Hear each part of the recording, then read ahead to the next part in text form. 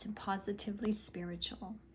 My name is Shannon Gilmore, and in this video we are going to understand the narcissist shadow to heal your own. What does that mean? Ooh. We're going to touch into a little bit of psychology here, Jungian psychology. Carl Jung, welcome. Beloved soul, welcome to Positively Spiritual. Today's journey is not one for the faint of heart, but for those who are ready to reclaim themselves. This teaching is for those who have been entangled with the emotional chaos of a narcissistic relationship. Oh, we've been there, haven't we? You know, we've loved those who have refused to love us. And yet we still keep going. So this video is for you, those who have journeyed to learn how to love, to discover how they love and discover how deeply they can love, and how, you know, just you've learned to go the distance, and you've learned to really see what you are actually made of by loving the narcissist. So this video is for those of you who have loved deeply, you've been hurt deeply, and you are ready to understand deeply. Because when you understand the narcissist shadow, you begin to see a reflection, not of who you are, but of who you are afraid you could become. Not because you're afraid of it, but just because it's unfamiliar and we fear what we don't know. So you don't know what that looks like, so you stay away from it. And I'm guilty from it too. And because we don't, God tells us that we are God's children, but it's kind of like, well, we don't know we are. We're in flesh and bone right now. So how can we be spiritual and God's children? Well, we learn that we are God's children through loving the narcissist, loving them unconditionally, fully and completely with everything we've got. Carl Jung taught, and this is a famous quote of his, "Until you make the unconscious conscious, it will direct your life and you will call it fate." So those times that you've met the narcissist and it really felt like they got you, it really felt like they understood you, you had these similarities between the two of you, and so you're like, oh, God put us together. That's their subconscious and your subconscious coming into alignment. That's all it is. And Carl Jung says, until you make the unconscious conscious, it will direct your life and you will call it fate. So let's make the unconscious conscious today in this video, starting with the narcissist. Carl Jung described the shadow as the parts of ourselves we reject, we deny, or we suppress. Hello, Scarlett. Nice to see you. Welcome. You're the first one here so far. So the crowd usually comes in about 5 minutes, but I'm just going to get started. So Carl Jung described the shadow as the parts of ourselves we reject, we deny, or we suppress. The shadow holds what is dark within us: the fear, the jealousy, the rage, the shame, but also undeveloped potential, power, and truth. Oh, this is speaking to me today. Oh my goodness. How you doing, Scarlett? It's so good to see you. Are you having a wonderful day? God bless you, girl. So now that the narcissist, okay, so now that we've understood that, okay, because going through the dark night of the soul is a walk that many of us do fear to tread. So now we understand. Excuse me. Hey, Resistor. Nice to see you. Welcome. Second person in the chat room. Awesome. So now that we understand what the shadow is, as again, the shadow as, you know, The shadow portions of ourselves through psychology is just defined as being the parts of ourselves that we reject, we deny, we suppress. But the shadow holds both what is dark and what is also underdeveloped within us. So the fear, the jealousy, the rage, the shame, these are common things, but also our underdeveloped or undeveloped potential power and truth. Now, the narcissist doesn't just have a shadow. They are governed by it, just like we are, but they're solidified to their shadow. You know, we are the light, they are the dark. Kind of makes sense, right? Since this world is ruled on opposites. So unlike the spiritually awakened individual who tries to make peace with the darkness within and accept, okay, I accept that I get angry. I accept that I used to be an angry person. I still have the potential to be an angry person, but I have worked on myself to get that anger under what God would call self-control. Scarlett, you with me? I don't have self-control. I'm sorry. I'm sorry. It's an inside joke between Scarlett and I. Thank you. I'm doing well today, says Scarlett. Yes. Oh boy, says Scarlett. I know. I'm playing pretend. Okay. All right. So, like button activated. Awesome. Thank you. So the narcissist doesn't just have a shadow. Okay, they're embodied in it. They're one with it. They are married to it. Just like, excuse me, God calls us that we're married to the light. We just don't know it yet.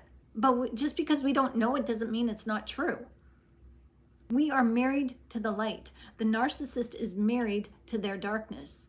God says when two get together, when two marry, they become one. So the narcissist is one. I don't see that. That should be right here. There's nothing here. There's nothing there. There's nothing there. I'm looking at it. There's, wow. I caught a light. I caught a light in my hands. Waiting for a star to fall. That's, never mind. Anyways, so the narcissist is married to their egos, just like we are married to our light. And it's important for us in this life to see our shadow beings, the egoic nature, so that we can turn away from it. And the narcissist, it's important for them to see our light so that they can use the light to help themselves out of their egos. But no, because they are married to their egos, and they know they are, because they love it. God says there are people who love their sin.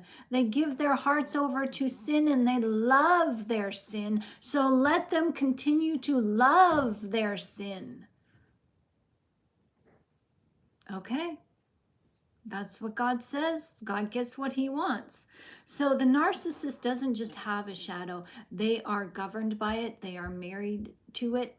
Unlike us who are spiritually awakened, we're individuals who we try to make peace with our darkness. The narcissist projects their darkness onto us to try to get us to make peace with their darkness. It's like, I don't want this. You deal with it. You deal with it. Well, it's not for ours to deal with. But for those of us who have been trained by it, raised up by other people's darkness, like our parents' projections onto us, this is freaking hard to get rid of. Like I'm starting to get really annoyed here with my shadow. Like I'm starting to get frustrated because I've been, like, I'm telling you guys, after I get off these videos, I'm working. I'm contemplating, I'm thinking, I'm meditating, I'm doing all the things that I can possibly do. And it's not by my works, it's just becoming more self-aware. But I understand that freaking taproot is in there deep. And I just like last night, I'm like, God, I can't do this. You have to do this. And I'm being specific, God. How much more specific can I be? You filter the thoughts in my head before they come to my awareness. How does that sound? Can you do that for me, please? Like, that's the only way I'm going to start getting this. I'm using my free will to have you filter my thoughts through you first before they come to my awareness, because I want to only think on good thoughts. I only want the good thoughts that you want me to think, and for both of us. If I am in this life accepting good things and bad things on your behalf, you are my invited guest in my temple of my house, then you know what? I don't want to be the one responsible of handing you negative things. I've done that most of my life, and now I recognize you're in me. I want to have good things in my life, and I want to have, I want to have the experience that you have with me in this life as being good. I want to accept good things on your behalf. I want to stop accepting bad things on your behalf. Can you make that happen, God? Like, that's my prayers now. Instead of, God, I want, a better life. I want, the picket fence. I want the house. I want the car, blah, blah, blah. I want a good life. I want a good job. This is my job. This is my good job. And I'm satisfied in it. And I accept this responsibility on the behalf of Jesus. I'm good with that. Now it's like, I got to practice what God's sharing here. And I'm telling you, this is freaking hard work, but it's the best kind of work you will ever have, because I believe. It's not just a belief. I know that God will answer our prayers. I know He already has. It's just we are fighting legions of spiritual entities in the heavenly realms. And so we cannot be complacent, and that's been my bad. I'm so complacent. I pray and then I fall back into, okay, all good. And I'm not vigilant. I'm not keeping watch. I'm not the night watchman, as the Lord says in Scripture, to be the night watchman. I'm not watching over my thoughts. I'm just, okay, a bad thought. And then 2 hours have gone by, and I'm wrecked. I'm like all tense, and and my breathing is out of sync. My mind is not fluent. Like, it's just like I'm a freaking mess. I'm an energetic mess, but I can keep my composure, but inside my body's all tense, and I don't feel safe, and I feel like there's trouble coming, because my thoughts are like, enough. Hello, Mr. Osgood. How you doing? So Dr. Jung has nothing on you, Shannon. Aw, thank you. I think we make a good team. I could be his understudy, right? I did want to be a psychologist at one time, and then I started learning about Freud, and then my life, God had different plans for my life. He had me be a mom, and that was the best position ever. You got to kind of be a psychologist when you're a parent anyway. So whoa, that almost looked like a feather. Wow, that was like right in front. Wow, what's happening, guys? Did you see that? Okay, timestamp 14. I'll go 14:12. Whoa, another one. Like, that was awesome. Beautiful. Welcome, angels. That's what I'm going to take them as. They're just sparks. Hi, Caleb. Nice to see you. So, hey, Meredith. How are you? I'm struggling a lot, praying. Good. May God help you in your struggles. May God meet your every need. And may God cast the enemy of negativity and negative thoughts out of your house, your temple. may he do that for all of us, because that's what this is. This is spiritual warfare. It's not just spiritual warfare on what's outside of us, it's what's on the inside. God has to deal with our hearts. We have to circumcise our hearts, and we have to basically circumcise our brains too. You know, there's a reason why there is, okay, that was a fluff. I saw that. It was just a little fiber.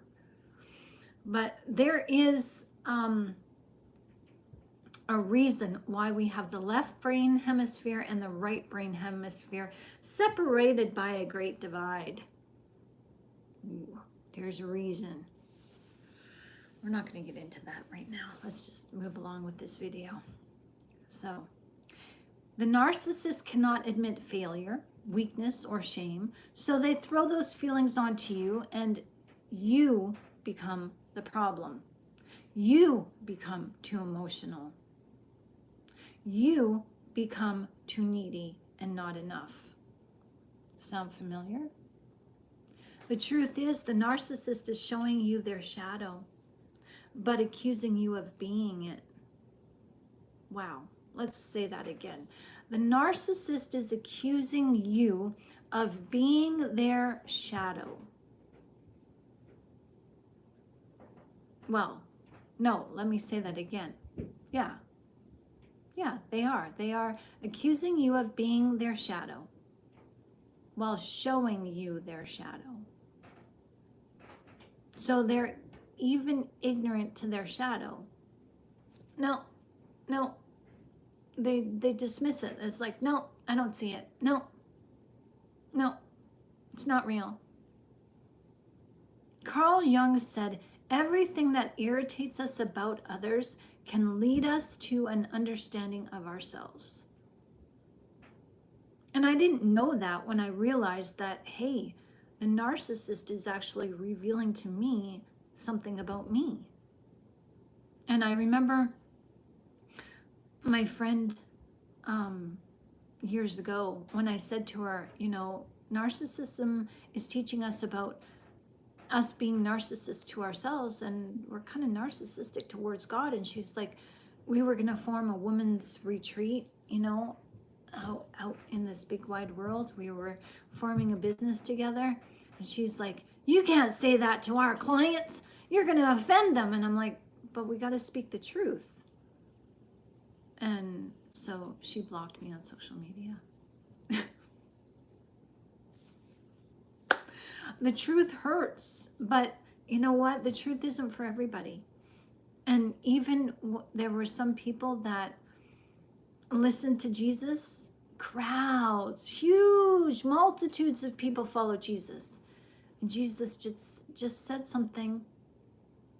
Just said something truthful, and people left. And that's when Jesus asked the 12, are you going to leave me too? And Peter said, Lord, where are we going to go? You're the Lord. You're God. If we don't have you, we have nothing. So Carl Jung said this first. I just didn't know it. But everything that irritates us about others can lead us back to an understanding of ourselves. So we must ask, what is the narcissist shadow trying to teach you about your own shadow? Hey, Lady T, how you doing? You saw the covert narcissist ex-husband's shadow before. Yeah, we're not talking, well, maybe you've seen the, are you talking about the demonic part of it? I mean, it's all demonic, but have you seen their eyes go black, the shadows on their faces? Yeah, but the shadow is always there. We just can't see it because we're looking at their shadow with the rose-colored glasses of empathy. And empathy is not wrong. And being unconditionally loving is not wrong. So that's just our filter. We look at everything through the filter of unconditional love, and we end up seeing the opposite side of the narcissist as we root for their potential, and we don't take who they are as who they, you know, those little shadows, those little gaslighting, manipulations, the lying, the cheating, the deception, the overall, how they are, their overall demeanor, where they're sarcastic and they're just rude and brutally blunt and abrasive. Like, we filter all that through unconditional love, so we ignore it. And it's when we can no longer ignore it, then we start looking at it and we start taking offense to it by becoming resentful, because it's like, they should know that hurts me. Well, how do they know it hurts us if we never say anything? And we don't say anything because we know that they're going to nitpick. They're going to blame us. They're going to turn it around on us somehow and blame us for feeling upset to their bad behavior against us. So, yeah. So basically, the narcissist in that sense is showing us that we can't stand up to other people because we can't stand up to ourselves. We can't stand up to our own shadow. Our own shadow is ruling us. Every time you want to do something and you tell yourself no, or every time you don't want to do something and you tell yourself yes, your shadow is ruling you. So when the narcissist shadow is exposed, well, let's expose it right now if it hasn't been made apparent to you. If it hasn't, if you're still confused about what the narcissist is this really behavior, bad behavior? Are they just having a bad day? You know, we got to give them the benefit of the doubt, because maybe they lost their job at work, so they're going to be on edge. Yeah, but just because you lose your job or something disastrous happens to you, it doesn't mean that you have the authority to go and rip somebody a new one. You know, it doesn't mean that you have the authority to just say whatever you want and do whatever you want to somebody else at their expense and hurt them and not care about it. So the narcissist shadow is built on unacknowledged shame, masked as superiority. Hi, everyone. Nice to see you. Repressed fear that's hidden behind control, unprocessed wounds disguised as entitlement, powerlessness cloaked in domination. And they accuse you of being what they most fear. They accuse you of abandoning them.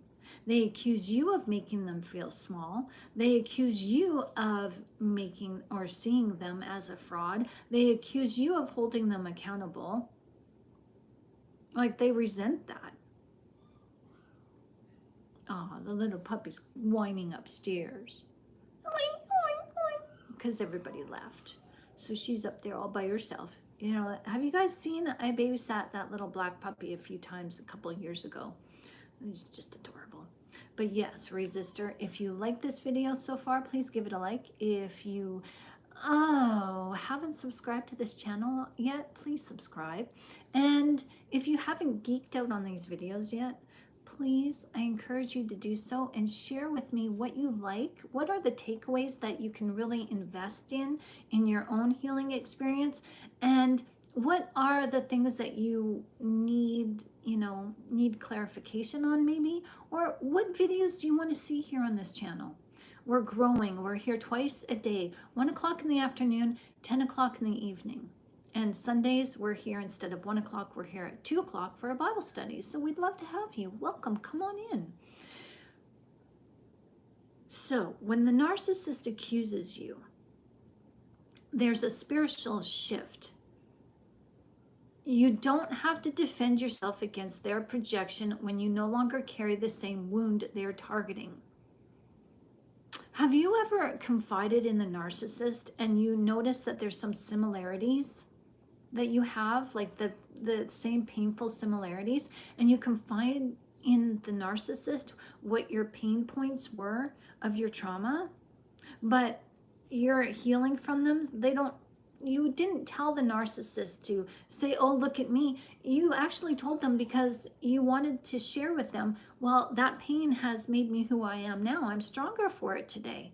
But you'll notice when something goes wrong, or when the narcissist is feeling low themselves, they'll then compare you to them. Oh yeah, I think we're a lot alike, just like you. You know, I had issues with my mom, and yeah, I'm suffering just like you are now. And you're like, wait a minute, I'm not suffering. I'm not suffering. Yeah, we're alike. No, we're not. You know, they have, hello, they have a habit of doing that. And that's to shake you. That's to level you down to their size to make you feel low because they feel low. And they're actually telling you the truth about themselves. But you no longer, you'll find this when you see them for who they are. And when that inner portion of your shadow has been healed, you just distance yourself. See, I'm noticing that the areas that we're not healed in our own shadows, we identify with the narcissist, with their shadow, and we take it upon their shadow. We take their shadow upon us willingly, emotionally, and that's what makes somebody an empath. There's no such thing as empath. We're empathetic. Empath is just a person. This psychologically makes sense. An empath is just hypervigilant to negative energy. They have some PTSD to work out. And instead of working that out, they absorb it and they put a label on it to give them the excuse to not look at their own pain and their own trauma.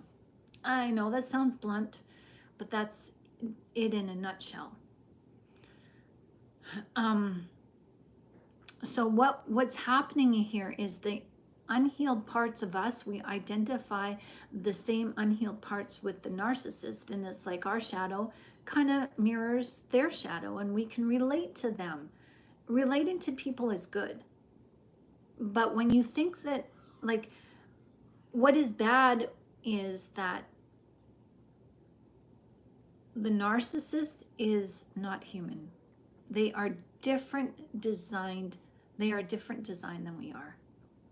Their brains are actually different than ours. This is scientific proof. Their heart is hardened against love. They have no empathy.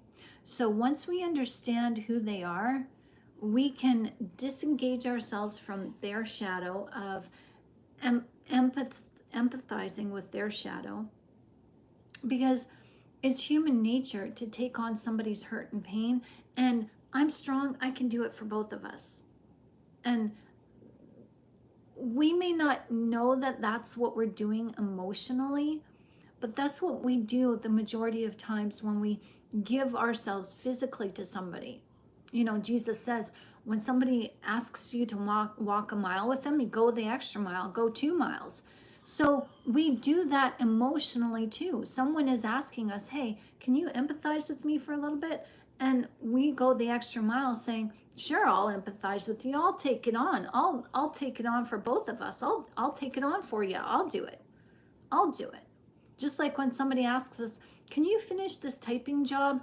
I don't have enough time to do it. And you say, yeah, I've got a lot on my plate, but that typing job will only take me 5 minutes. Yeah, sure, I'll do it. But we don't recognize that when we subconsciously do that with the narcissist and take on their shadow and their pains and allow that projection to happen, we don't recognize that, hey, their pain is more severe than ours. There's no distinction. And it blends in with ours, and we learn to identify with their pain.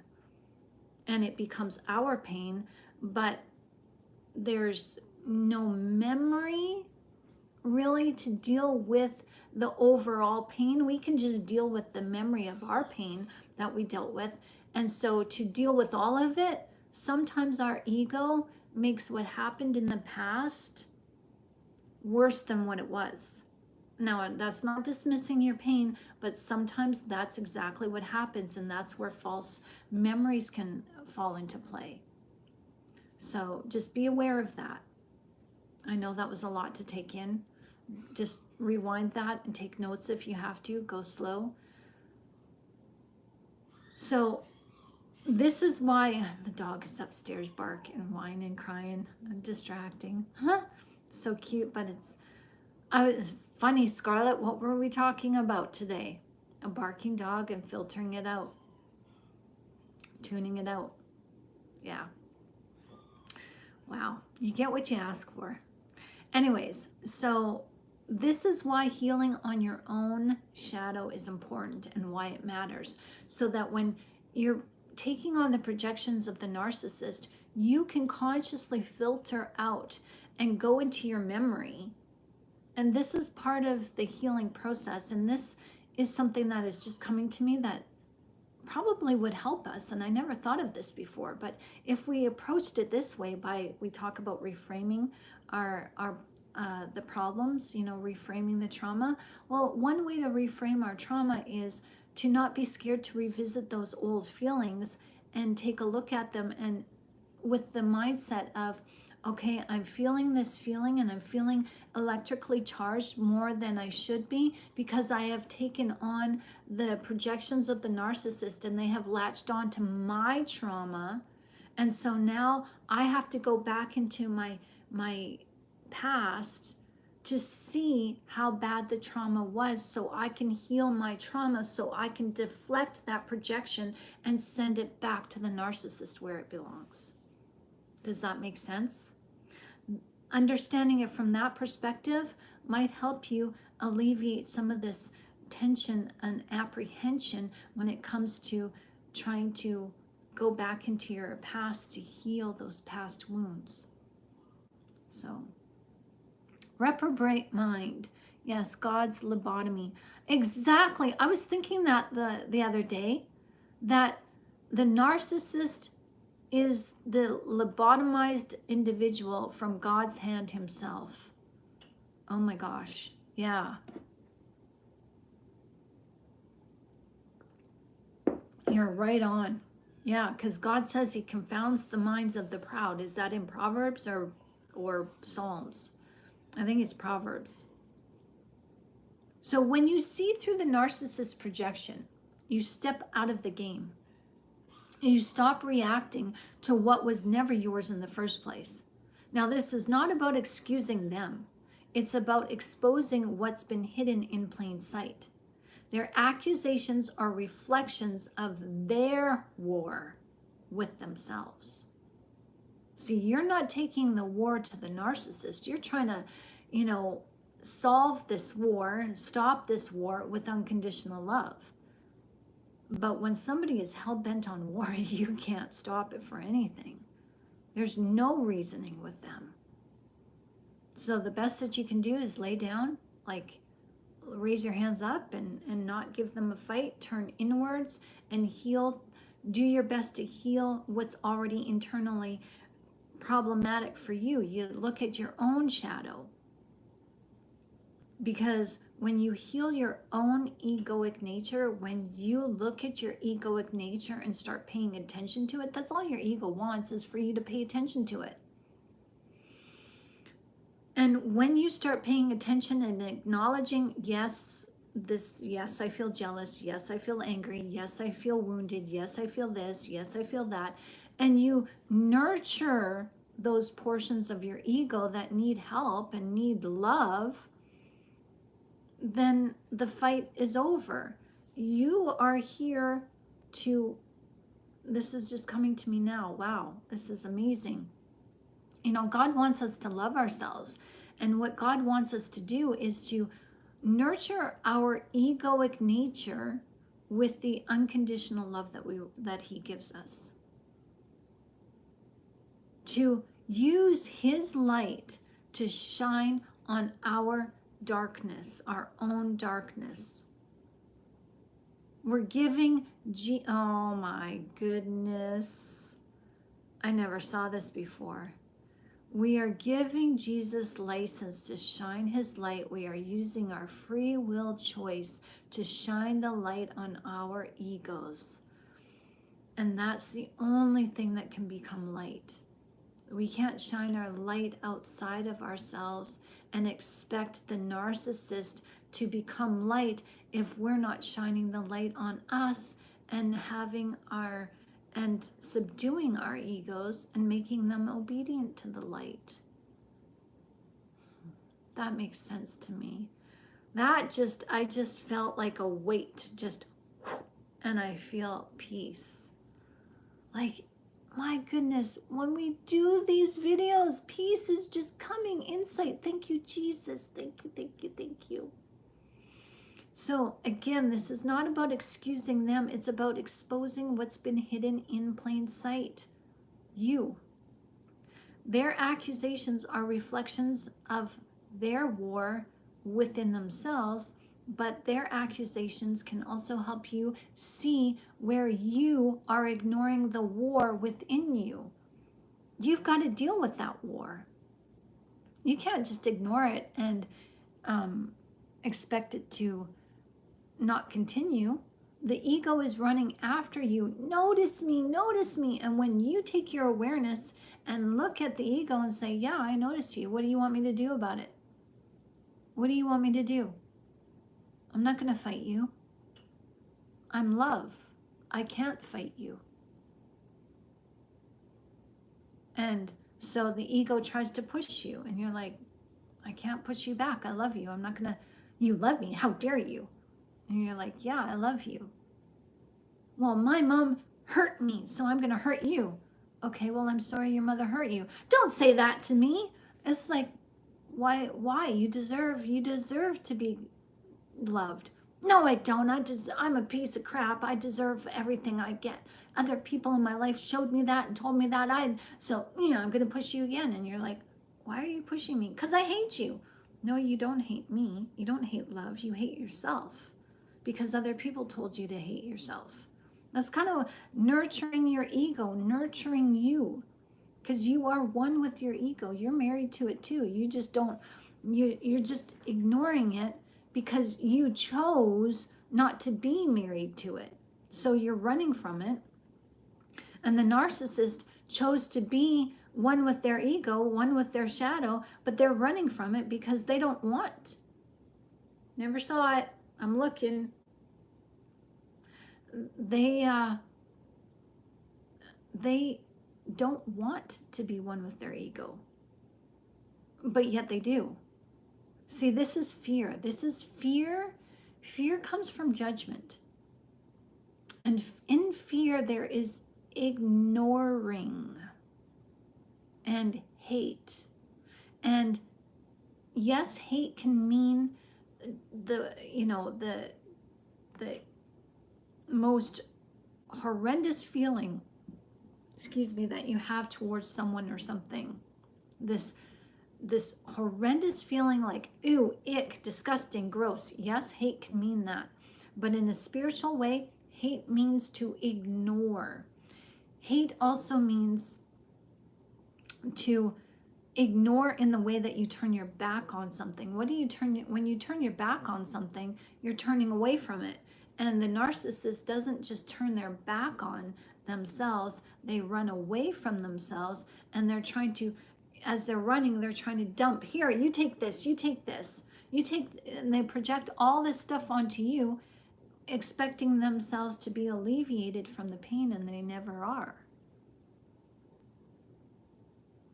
So the narcissist may have mirrored your suppressed desire to be seen, your fear of being unworthy, your forgotten need for boundaries, your dependency on external validation.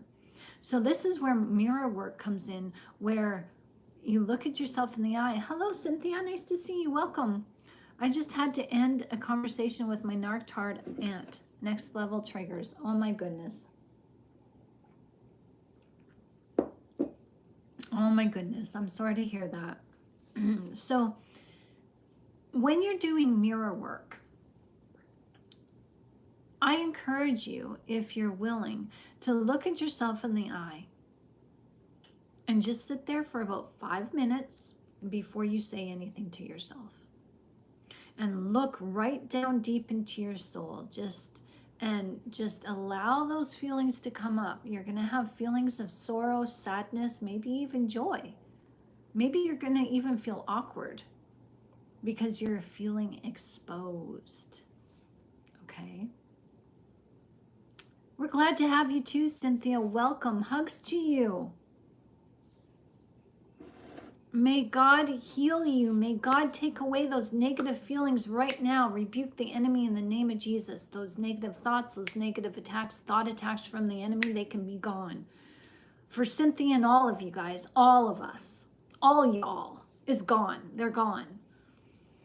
So look at yourself in the mirror. Look at your eyes. Don't look at your nose. Don't look at your freckles or jowls or, oh, you know, I'm getting some lines, you know, like, oh no, I'm showing. Don't look at, don't, just never mind that right now. Just look into your eyes. That hurts me when I do that. It's uncomfortable to make my eyes wide like that. I can't hold it for very long. I don't like it. It looks scary and it's not natural. It doesn't feel natural to me to do that. So just look at yourself in the eye, okay? Start smiling, and even if you feel uncomfortable, don't look away, okay? Don't look away. And just whisper, I see you. I see you. And just start feeling what comes up. Hey Octo, how you doing? Nice to see you. Welcome. Come on in. So this will help you to not ignore yourself, because your ego is the one who has been hurt in the past, and it's your ego that is looking for vindication of the past, and your ego is looking for forgiveness, and it's up to you to forgive your ego, because your ego is you. And so instead of fighting with your ego, make friends with it, accept it. Not that you allow your ego to do whatever it wants through using your awareness to just, you blindly go ahead and, you know, eat your feels and, you know, paint the town red, so to speak. No, you walk in self-control and you start befriending your ego, whereas you start becoming aware of your feelings, those negative feelings, those triggers, and then you say, okay, I'm getting upset. This is from my egoic nature. So this is either triggering me from something that happened in real time right now. Does it have a pattern that stems from my past? If so, let's nurture. I need to nurture myself through this. And I'm just going to breathe. I am safe. I'm okay. I'm in control. And I love myself. I don't love the situation that I'm in, but I love myself. And the situation that I'm in that is causing me to feel anxiety and pain and feeling upset, there it is again. That's a fluff. I was just a little fiber, but that one, I never saw it. Wow. Interesting. So it looked like a feather to me. But anyways, so when you nurture yourself and you take a look at what's going on with your feelings, you can say, okay, I understand that these feelings are here. They're a part of me. And the outside, whatever the situation may be, it's what is triggering me. It's provoking me to feel this certain feeling and react this certain way. But I don't have to feel that way. I can love myself through this. How would a loving parent love you through something that hurt you? Come sit on mom's knee. Come sit on daddy's knee. Come on. You need a hug? Come here. I'll give you a hug. That's what you need for yourself. So you tell yourself, I love me. This situation is not defining me. I'm going to define this situation with my love. Because we try to diffuse the situation with the narcissist with unconditional love, because God says love covers all wrongs. But with the narcissist, it doesn't, because they don't accept our love. If we allow our egoic nature to at least be subdued by our love, our egoic nature is not going to accept our love, but our egoic nature certainly has to be subdued to our love, because God says that we have to walk in self-control. So either you become aware of and hold your attention on your feelings, your thoughts, your actions, or these things will rule you. And they've been ruling us in our trauma. We've been, I can't tell you how many times I've been triggered on things on the outside of me that would cause me to just, curl up in a little ball and cry myself to sleep, because I was just so stressed and I couldn't deal with the bad news. But now it's like, okay,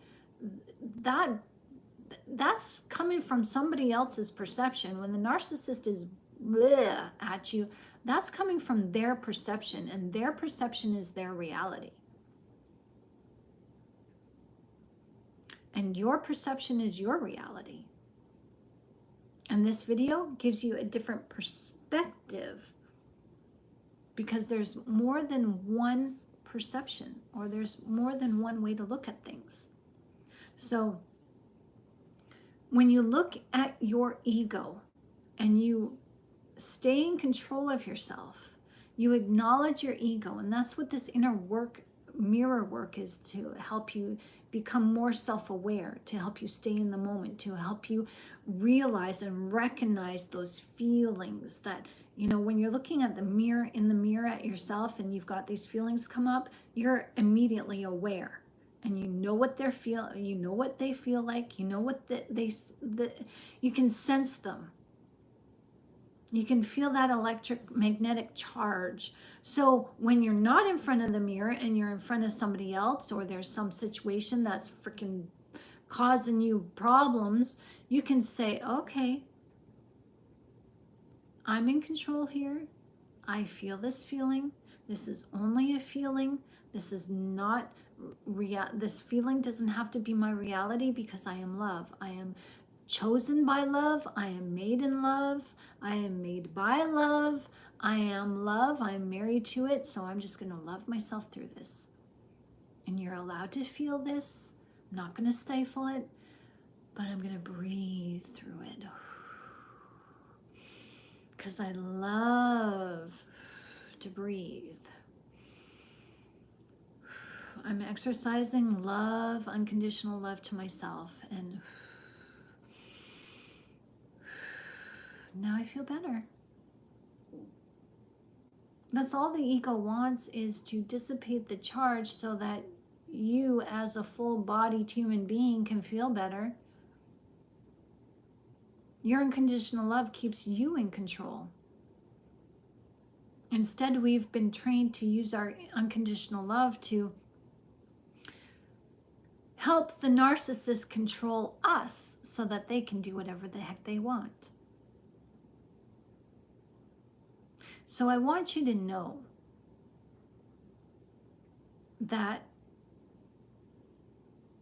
the narcissist may have mirrored your suppressed desire to be seen, your fear of being unworthy, your forgotten need for boundaries, your dependency on external validation, but none of this makes you, you don't have to take the blame for this. But once you recognize this, you just take responsibility for you. So understanding all of this makes you ready to face what you've long hidden or forgotten or refused to see. The narcissist activates your shadow so you can heal it. Wow. Every time you believed, maybe I'm too sensitive. every time you stayed silent to avoid conflict, every time you walked on eggshells, you were unconsciously agreeing with the script that was handed to you. But now you get to rewrite the script. The narcissist shadow shows you where your healing still lives. This isn't to shame you, but to awaken you. So here's the breakthrough, the invitation to integration. The narcissist will never integrate their shadow. So we stop trying. We stop hoping for their potential to come through. They're done. They're solidified. They're cemented to their shadow. They are crystallized in their egoic nature. But you still can change. You can still integrate your shadow. And when you do, their power over you dissolves. So integration means acknowledging your pain without judging it. Owning your needs without apology. For example, say you just had an encounter with someone, with the narcissist, and you say, you walk away and you're so hot-headed and you're mad and upset and you're just like, oh, they really get under my skin. Oh, I can't believe they just said that to me. Oh, I can't believe they're still trying to control me. Well, as God said to me, that the reason why I was getting triggered by the narcissist is because I was fighting their control. And nobody can control me if I do not allow them to. They may try, but when you have healthy boundaries in place and you've detached your feelings, see, when you still get upset with somebody, it's because you still care about them. Understanding that the narcissist does not care about you. They just want their way. They just want to control you because they want what they want, whatever it is from you. So when God said that, oh, it's because you're afraid of being controlled. And I had to look at that. Well, God told me nobody can control you unless you give them permission. And how you give them permission is to do what they say. You have every right to say, no, thank you. You have every right not to answer the door, answer the phone, answer the text. You have every right to ignore that person. You don't owe a narcissist an explanation why you're busy, why you can't take their call, their text, their knock on the door. You don't have to explain to them anything. You don't owe the narcissist anything, and you don't owe them your feelings. How does this work? Okay, our humanity, human nature says that we have, we're always in transaction, meaning that you give something, you take something. You take something, you give something. So the narcissist gives to us. They force their perspective. They project their hellish ways, their thinking, their feelings onto us. Oh, so we've taken that, so let's give to them back. Let's give them our unconditional love. Is that a fair trade-off? No. But this is the human design. So we have to be the ones to say, no, this isn't a fair trade-off. I didn't ask for you to give me your projections. I don't want them. And they're like, well, you took them. Well, you take them back then, because I don't want them. What am I supposed to do with this? Because these projections don't fit in line with my unconditional love and who I am. I'm trying to unconditionally love myself here, and you're thwarting my process. You're thwarting my progress. Like, you're really trying to get me to lower my standards, to get me to feel what you feel? Okay, my empathy can do that, but you're not allowing me to show my empathy. So you take this back. You take your baggage back. It doesn't belong to me. That's what happens when we have our own inner shadows healed. This is true spiritual work. It's freaking messy. It's ugly. It's uncomfortable, but it's sacred. You are not meant to become like the narcissist in defense. You are meant to become whole in liberation. Carl Jung called this process individuation. Now, naturally, we individuate when we're about 5 to 7 years old in our family home, but some of us didn't get that individuation. We come by our individuation a little bit, later on in life. And that's where naivety falls in, because many of us, I've had narcissists call me naive. And I recognize that I was naive because I was a little bit stunted in my maturity as far as my individuation was concerned, because I was still looking to outside of myself to have people help me define who I am,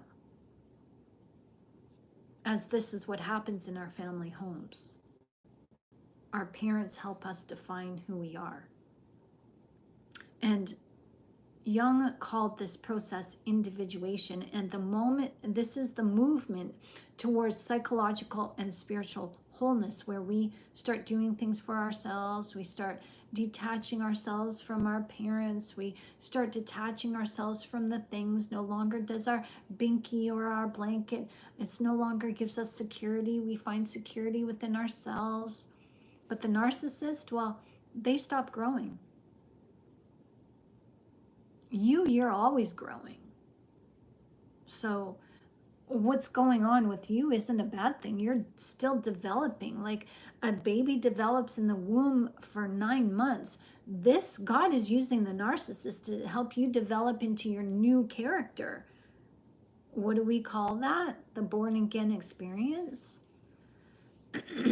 So the Bible says in Luke chapter 11, verse 34, when your eye is single, your whole body is full of light. That single eye is, your pineal gland, but this is your spiritual discernment, your intuitive sight. It sees through the illusions, as God tells us that we are to look to the unseen, not the seen. The unseen are the thoughts. So when we have we're single-minded, where we have our mind's eye focused on the good things, the good thoughts, well, this is when our intuition kicks in and gives us insight on the environment around us. It sees through the illusions. It sees through the projections. It sees through the darkness, not with hatred, but with clarity and love. God gives you discernment not to judge, but to protect and to elevate. When you begin to walk in truth, you become immune to the narcissist bait. You see it for what it is, a cry from an unhealed soul, masked in arrogance. But the light of Christ within you says, no, you may not speak death into me anymore. No, I don't accept your shame. No, I will not carry what is yours to heal. See, that is something important. Never do we think that the narcissist is the walking dead. They are the zombies. We're in the zombie apocalypse, and they speak death to us. And that's why we feel the pain, because we're feeling the dissonance. We're feeling the electrical charge that happens when two opposing forces collide, like two opposing magnets collide and clash. We feel that resistance. That's what we become, the feeling of resistance. And all we have to do is choose sides. You choose the light, because you know that you're not unworthy. Deep down inside you, the light exists. It's there calling you to accept yourself. And how you accept yourself is to get to know yourself, see your shadows, see all the ugliness within you and love it. Not in the way of, oh, I love it, let's do some more. No, it's, you know what? You treat these unloving aspects of you, you treat them as a parent who may be disappointed, but you don't stop loving that child who disappointed you. and you encourage them, as it's a parent's responsibility to discipline and encourage their child to do better, so that they won't continue to disappoint you, and that they can be proud of themselves. See, when we make our parents proud, that gives us a sense of humble pride. That is initially what builds us up to encourage us to go the distance and know we can. And some of us kids, some of us adults didn't get that as kids. So we've ignored our shadows for far too long. And you just look at your shadow and say, yeah, okay, that's an ugly portion of me. I did that, didn't want to, but I did it. I accept that I did it, but I know me. I'm never going to do it again, and I don't need to be ashamed about it, because I'm not going to do it again. I learned from this experience. That's what love is. And your ego's like, okay. And that emotional charge that was embedded into that action that you participated in, the shame and the guilt, it just dissipates. It's like, oh, well, that was easy. It's always more fearful standing on the outside of your shadow than actually facing it and looking at it. It's more fearful when you run away from your shadow and assume, oh, this is too, I don't want to look at myself. I'm too evil. But when you stand there and you're like, well, because you're looking at yourself as a friend would. Your friend doesn't judge you.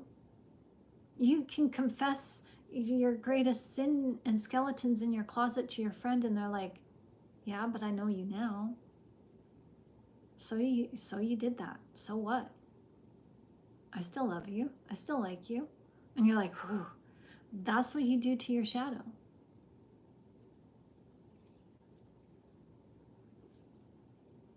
This is spiritual warfare. But how you fight the good fight is with unconditional love, with boundaries. Boundaries for yourself. Okay, I did that. I'm not happy about it, but I'm never going to do it again.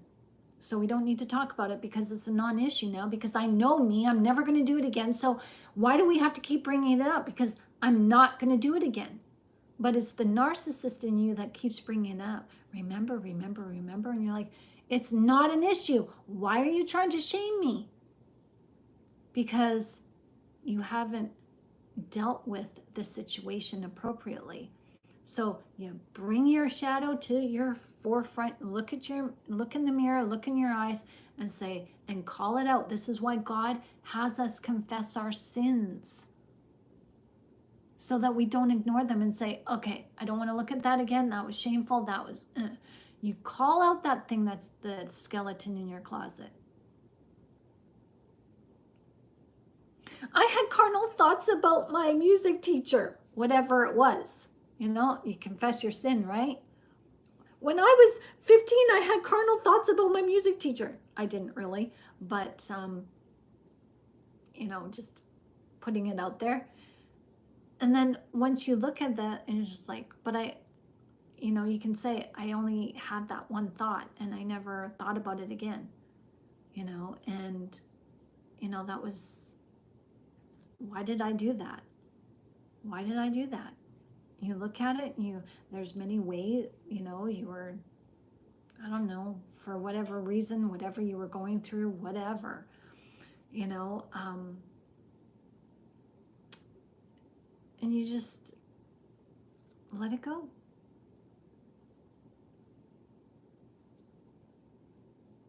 We might have to do a confession night. What do you guys think? I don't know. I have some things in my closet that I will take to my grave. But it was a one-time thing, and I'll never do it again. I will confess. Okay, I'll confess. I told myself I would never do this, and I ended up doing it. I got behind the wheel when I was drunk. And I knew I was drunk, and I knew I shouldn't have been behind the wheel, because I knew I couldn't, I wasn't going like this all over, but I was driving down a back dark road that had no lights. So I was just relying on my headlights, and a car came, and I actually slowed down slowly. Like I slowed down almost to a stop, because I was so paranoid that I was going to crash into them. I was so scared. So I turned around the vehicle and went home. And the only reason why I drank and drove was because I had a night of drinking wine with my ex-husband, and we had an argument about sex, because he wanted to do something and I didn't. And he made me feel like I was a piece of garbage because I didn't want to fulfill his needs. And so I just stormed out of the house, and instead of walking, I grabbed my car keys and I went for a drive, and I knew I shouldn't have. And that was the first time and the only time that I ever did that, and I felt ashamed for it. And, you know, just because, and had I not been in that position, I wouldn't have done it. So, but it's still my responsibility. I still own that. And I still, I you know, take full responsibility, and I'm thankful that God helped me through that and saved me through that. And that was the most scariest time in my life. Like I just, like, my whole life flashed before my eyes when I saw that car coming towards me with the headlights. I was just like, oh, I'm doomed. I'm going to go to jail. I'm going to crash this car. I'm going to hurt somebody, and I'm going to throw my whole life away and my family away because of this stupid argument. Like, I just like, this isn't worth it.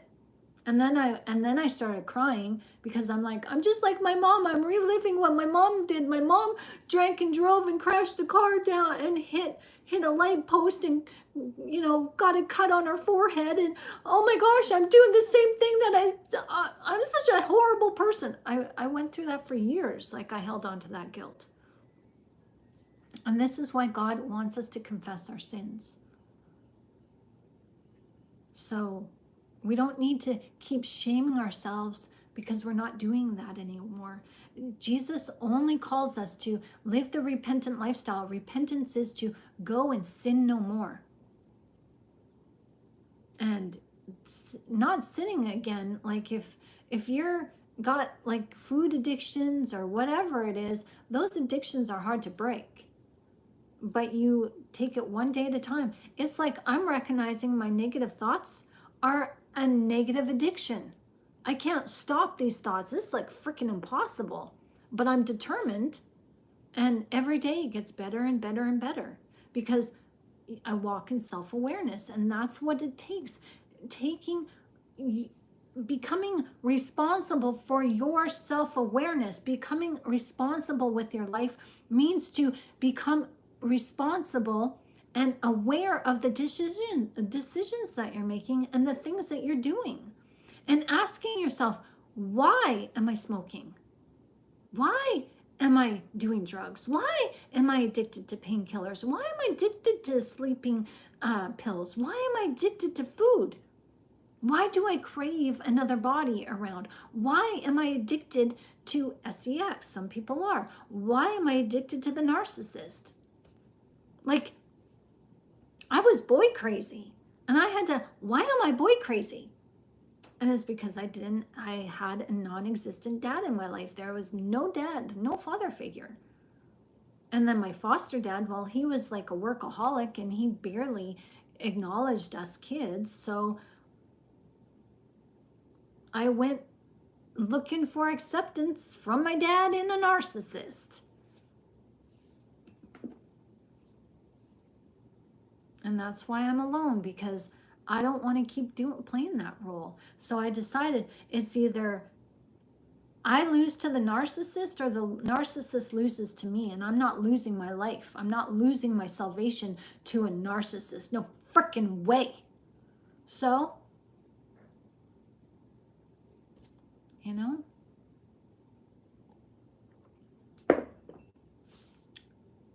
I'm taking responsibility for my life. So this is what it looks like. It's not pretty. It's You confess the sins, your known sins, you confess them so you don't allow your ego to hide behind them, and then you give yourself a reason to turn away from yourself and ignore yourself. No, face yourself. We are the problems that are going on in the world. They start with us. The problems that are going on in your life, most of them are because you're ignoring your ego. So confess your sinful actions, your sinful thoughts that you've done. Call it out. Ego, I'm calling you out.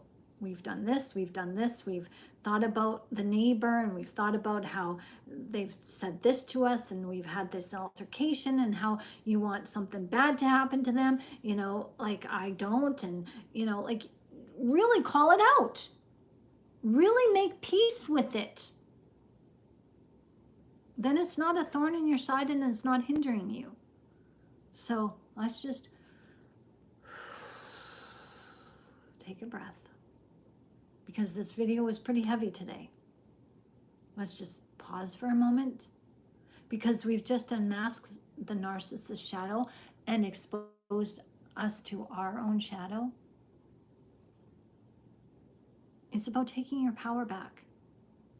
So ask yourself, when you do the mirror work, when you're sitting in quiet solitude with a pen in hand and paper on your lap, write down, where do I still carry shame that is not mine? What part of me seeks approval from someone who cannot give it? What belief am I ready to release about myself that came from their projection?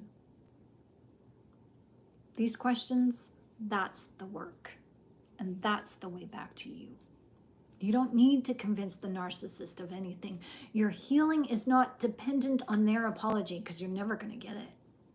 It's rooted in your willingness to face what they refuse to face in themselves. So as you walk this journey, do not be afraid of the dark. Though I walk through the valley of shadow of death, thou art with me. The dark is what brings you into the light. And your light is indestructible. So if this spoke to you today, you're not alone. Please know that you're not alone. You're not broken. You're just being reborn.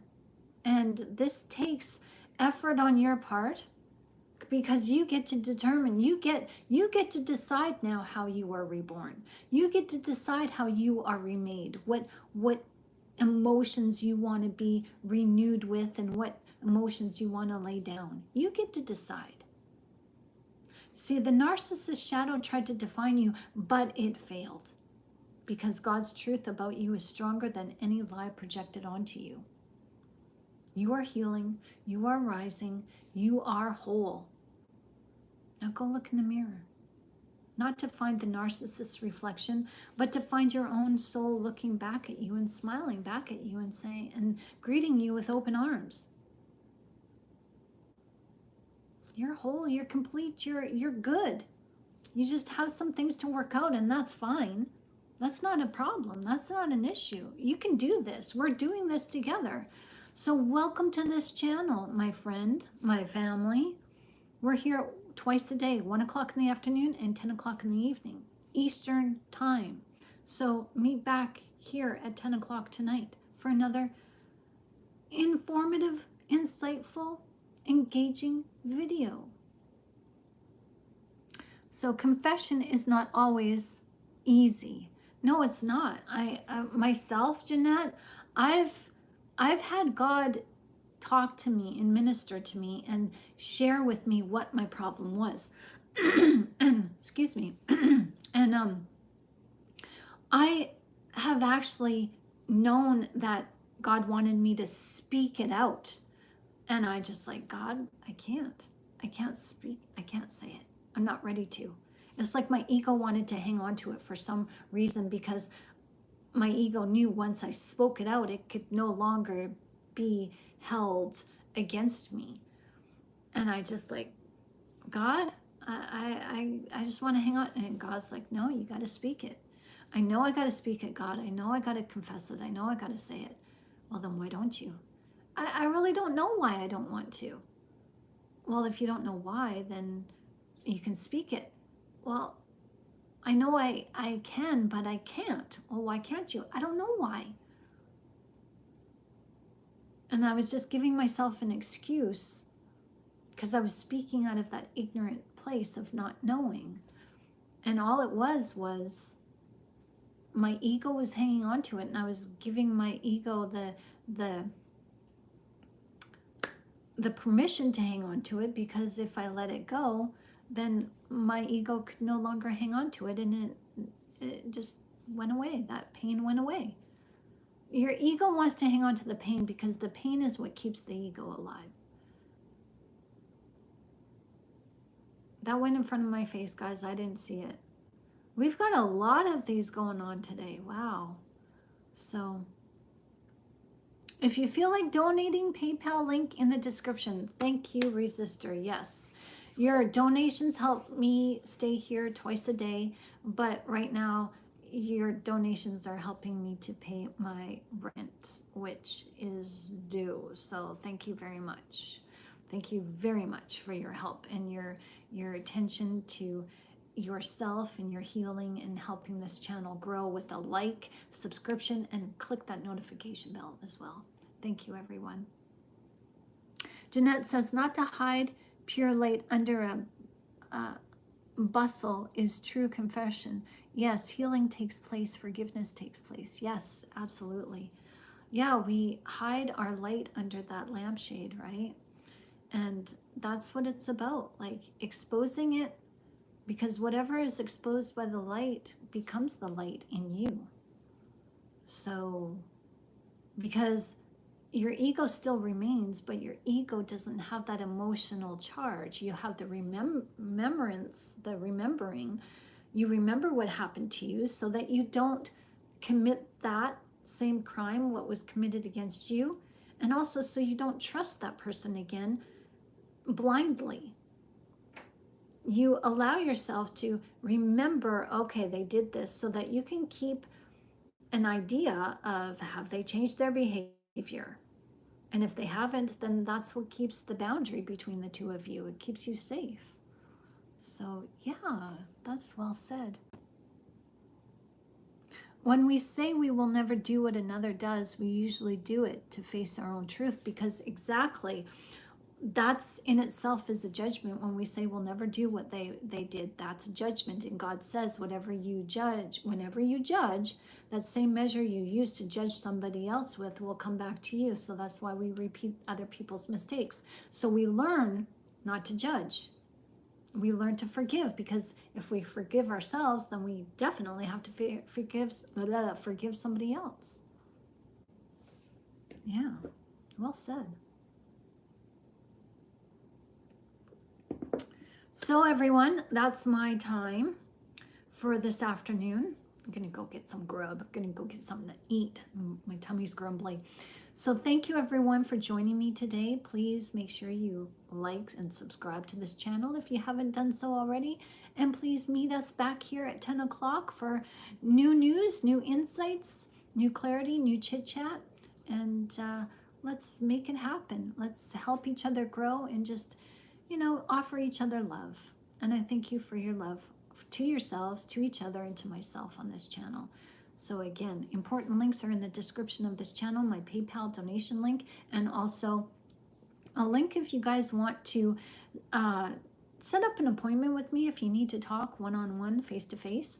There's a link in the description for that as well. Thank you everyone, and I look forward to seeing you tonight. Loves to you all, and thank you to our moderators, Resistor and Scarlet. God bless you all. Take care. Sweet dreams. It's not even nighttime yet. So we'll see you soon. We'll see you later on tonight. Bye-bye.